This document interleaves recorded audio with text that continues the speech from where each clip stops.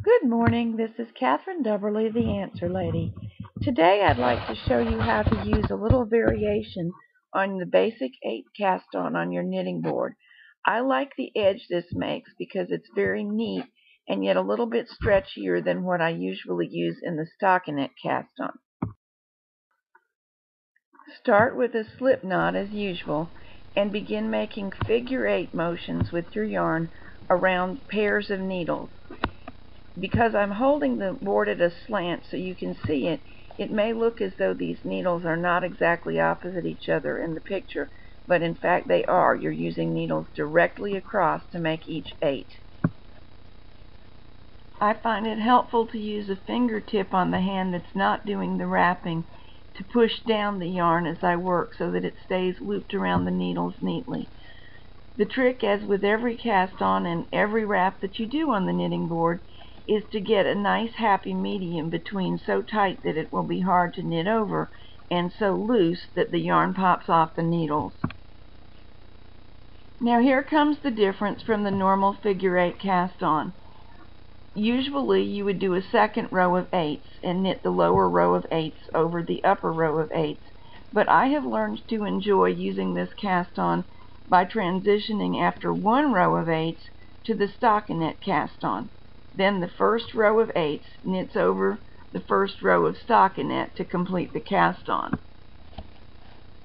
When the piece is completed and off of the knitting board, we're ready to finish the cast on edge and make it look the way it finally will.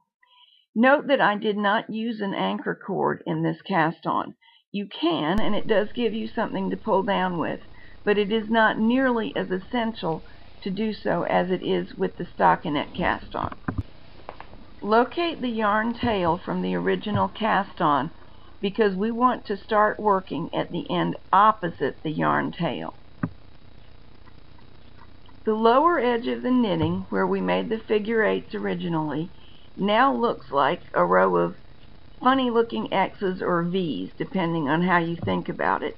In other words, there is a piece of yarn slanting right and a piece of yarn slanting left if you were to hold the edge up vertically and look at it.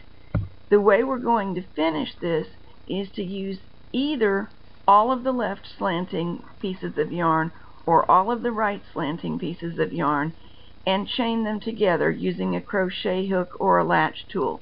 You see me using a latch tool because it's my preference in this instance. The latch tool is something that machine knitters normally have on hand, and I'm a machine knitter, so I have them. If you have ever seen a latch hook that rug makers use at the craft store, that is exactly what the knitting latch tool looks like, except that it's much smaller. They come in gauges for various gauges of knitting. A fine one, or a fine gauge one, or a standard gauge one is much too small for most of what we do on the knitting board, but the one that goes with a bulky machine works very well for us.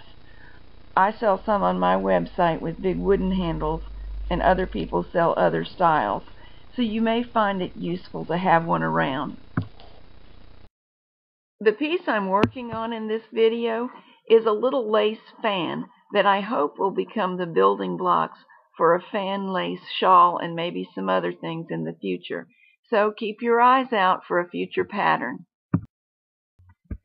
Enjoy experimenting with this variation of the figure 8 cast on, and happy knitting!